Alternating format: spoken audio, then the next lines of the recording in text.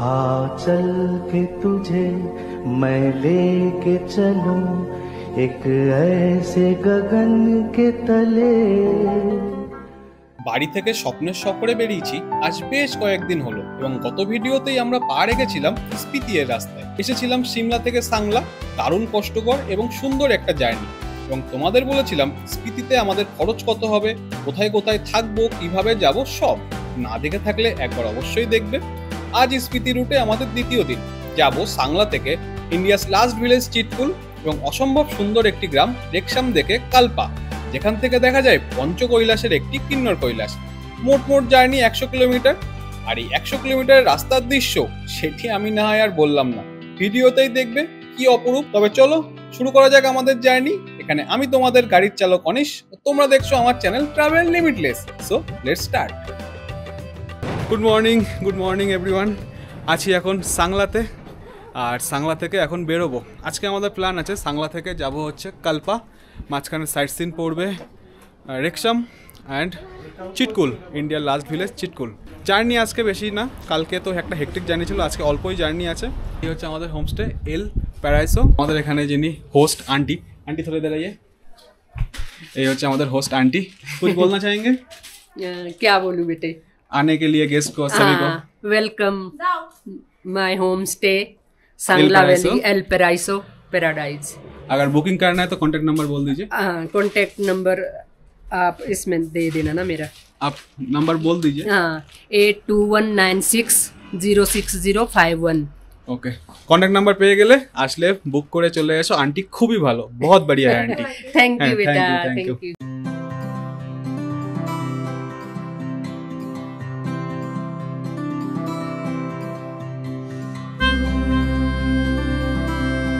আমাদের এই যে হোমস্টে এল প্যারাইসোর সামনে কিন্তু পুরো আপেলের বাগান ভর্তি। এই সাইডে যদি দেখি, এটা পুরো কিন্তু আপেলের বাগান। আমরা এখন এসেছি, এরকম ছোট ছোট সাইজের আপেল হয়ে আছে, বাট আপনারা যখন আরও পরে আসবেন সেপ্টেম্বরের মাসে, তখন এগুলো আরও বড় বড় দেখবেন এবং তখন অলমোস্ট ফুল গ্রোন আপেল আপনারা পাবেন, বাগানে ঢুকে আপেল খেতে পারবেন। সাংলাতে আমাদের হোস্ট অসম্ভব ভালো এই আন্টিজিকে বিদায় জানিয়ে শুরু করলাম আমাদের সফর আবারও এক অজানাকে আমার জানার ডায়েরিতে ঢোকানোর। আজ সবার প্রথম আমরা যাব চিটকুল ভিলেজ, ইন্ডিয়ার শেষ গ্রাম, যার অদূরেই আছে চায়না। এই চিটকুলের দূরত্ব সাংলা থেকে 26 কিলোমিটার মতো। আর এই পথে রাস্তা এবং ভিউ, বাপরে সে যে কি দারুণ, তার বর্ণনা আমার দ্বারা অসম্ভব প্রায়। তোমরাই দেখো।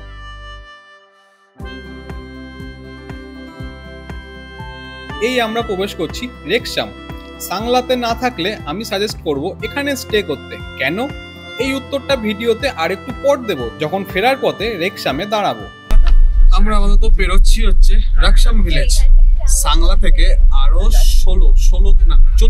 14 কিলোমিটার দূরে রেকসাম ভিলেজ। এই ভিলেজের একদম পাশ দিয়েই হচ্ছে বাঁশপা নদী বয়ে যাচ্ছে। সাংলা হচ্ছে 9000 ফিট উচ্চতায়। আর প্রথম দিন যেদিন জার্নি শুরু করবেন, সেই সিমলা হচ্ছে 7,500 ফুট উচ্চতায়। একটু একটু করে কিন্তু আমাদের হাইট গেইন হচ্ছে। আর এখন আমরা যেখানে যাচ্ছি চিটকুল ভিলেজ 11,200 ফিট, হ্যাঁ অলমোস্ট। আর চিটকুল যাওয়ার আগে একটা দারুণ জায়গাতে দাঁড়িয়ে পড়লাম। অ্যাকচুয়ালি চিটকুল পৌঁছানোর আগে বেশ অনেক জায়গা পাবেন যেখানে মনে হবে আপনার দাঁড়িয়ে যাই। এগুলো যদি করতে একটু সকাল সকাল বেরোবেন। আর এখানে নদীর ভিউ দেখুন, কেন জায়গাটাতে দাঁড়ালাম। এই স্পিতি ভ্যালি ঘুরতে এসে আমার কি মনে হয়েছে জানো, এখানে কোনো স্পেসিফিক সাইট সিন পয়েন্ট বলে কিছুই রাখা উচিত নয়। সৃষ্টিকর্তা এতটাই সুন্দরভাবে সাজিয়েছে যে যেখানেই দাঁড়াবে সেটাই একটি পয়েন্ট। এই যে দেখো এই নদীর ধারটি, এটি কিন্তু কোনো সাইট সিন পয়েন্ট নয়, কিন্তু কি দারুণ সুন্দর।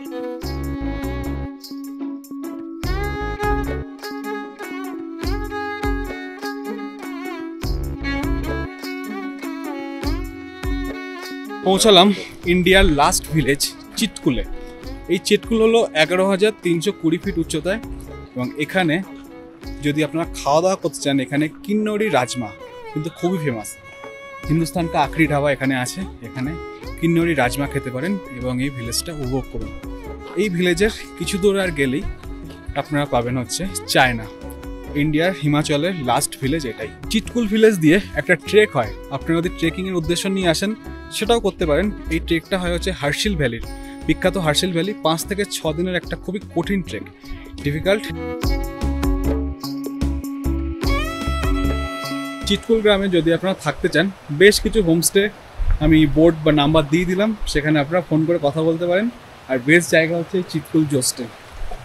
এখানে ড্রেনটা যাচ্ছে, ড্রেনটা জাস্ট ক্লিয়ার, দেখুন জল মনে হয় যেন আপনার নিজস্ব বাড়ির ট্যাঙ্কির জল।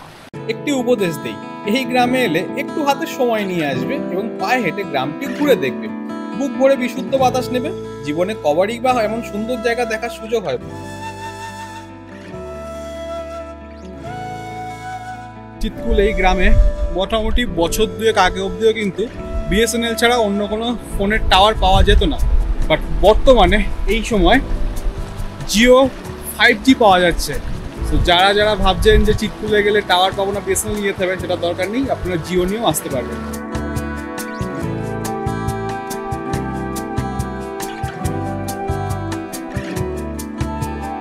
আমাদের ওখানে দার্জিলিংয়ে মাত্র 6-6.5 হাজার ফিট ওপরে উঠি, তাই জিনিসপত্রের দাম বেড়ে অলমোস্ট ডবল হয়ে যায়। আর এখানে ইন্ডিয়ার লাস্ট গ্রামে আসলাম, 12,000 ফুট প্রায় উচ্চতায়, সেখানে এইগুলো কিনলাম, প্রাইস যা এমআরপি তাই নিল। এটা হচ্ছে ডিফারেন্স আমাদের ওখানে কিভাবে লোটা হয়। আমাদের হিন্দুস্তানের লাস্ট ধাবাতে আমরা খেতে যাচ্ছি, মানে লাস্ট গ্রামের সব ধাবা যেখানে আছে তাতে খেতে যাচ্ছি। খাবো হচ্ছে বাবা ফুড চেম্বারে।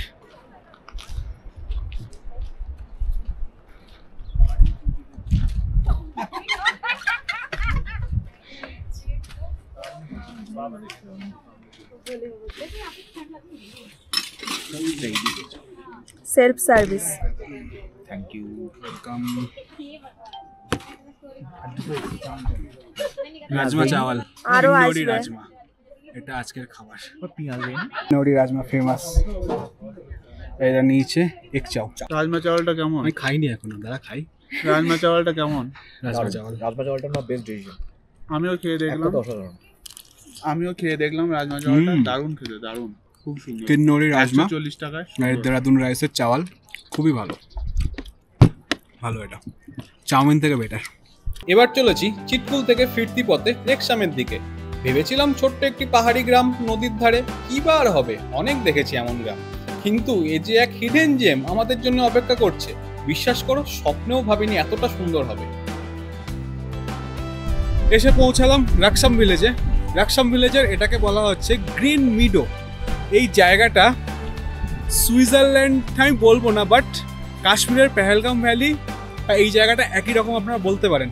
জাস্ট দেখুন কতটা সুন্দর এই যে ভ্যালিটা, টোটাল গ্রিনারি, পিছনে এরকম উঁচু উঁচু পর্বত, মাথায় মেঘ, আর এই এটাকে নালা বলে হিন্দিতে এরা, আমি এটা ছোট নদীই বলবো। অসাধারণ সুন্দর এই জায়গাটা, না আসলে বিশ্বাস করা যাবে না কতটা সুন্দর এই জায়গাটা। রাকসাম ভিলেজের ওখান থেকে যেটা নদীর ধারে নেমে আসছে, নদীর ধারে নেমে ব্রিজ পার করে কিছু দূর আসতে হবে, তাহলে এই জায়গাটা পেয়ে যাবে। সত্যি বলতে মনে হচ্ছিল এ যেন এক শাহরুখ খানের মুভি সেট।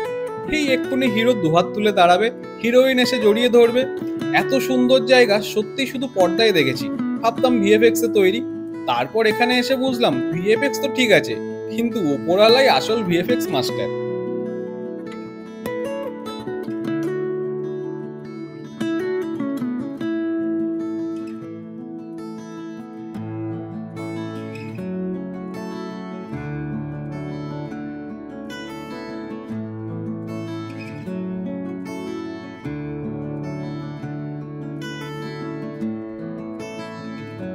বল, অ্যাবসলিউট সিনেমা, অ্যাবসলিউট সিনেমা। এবার বলুন, বুঝতে পারছেন কেন বলেছিলাম সাংলায়ের পরিবর্তে এখানে থাকতে? আর এখানে থাকলে এই ক্যাম্পগুলি বুক করার চেষ্টা করবেন। উপর থেকে নামতে নামতে আমরা আবার এই সাংলাতে চলে এসেছি। আর গাড়িতে গাড়ি কত বড় পড়ছে, ঠিক আছে। তো ওখানে রাস্তায় আসতে সাংলাতে পৌঁছালাম, গাড়িতে জল শেষ আমাদের, তাই জল কিনছি। হিমাচলের একটা জিনিস, একদম টপে হোক কি অফবিট যেখানেই হোক, আপনি কিন্তু যেটা এমআরপি সেই দামেই জিনিস পাবেন। এখান থেকে যেমন কিনলে 20 টাকা করেই নিচ্ছে, এটা বেশ ভালো। সাংলা যাওয়ার পথে এই সেই জায়গা যেখানে বাসপা নদী এবং শত্রুজ নদী একসাথে মিলিত হয়। আর এখানেই রয়েছে 300 মেগাওয়াটের বাসপা ওয়াটার প্রজেক্ট। दिल बेठिकाना था तुझ तक ही आना था रास्ता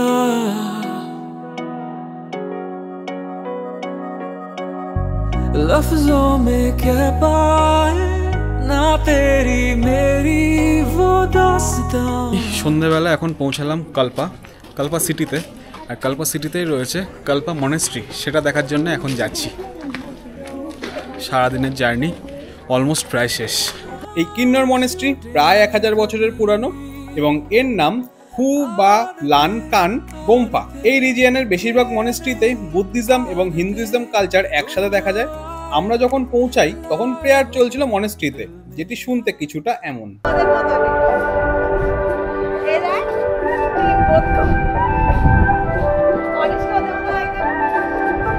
এখন বাজে রাত 8টা আর পৌঁছালাম বেস্ট ভিউ হোমস্টেতে। বেস্ট ভিউ হোমস্টে কালপাতে। চলো আমাদের এখানে কি রুম পেলাম দেখাই, আর রুম থেকে দারুণ ভিউ আছে কিন্তু। যাওয়া যাক। এই যে সেখানে এরকম সিঁড়ি দিয়ে নেমে যেতে হবে,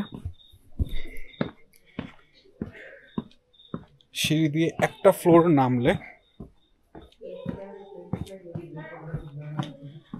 ফ্লোর নামলে আসবে এরকম প্যাসেজ, এরকম প্যাসেজ।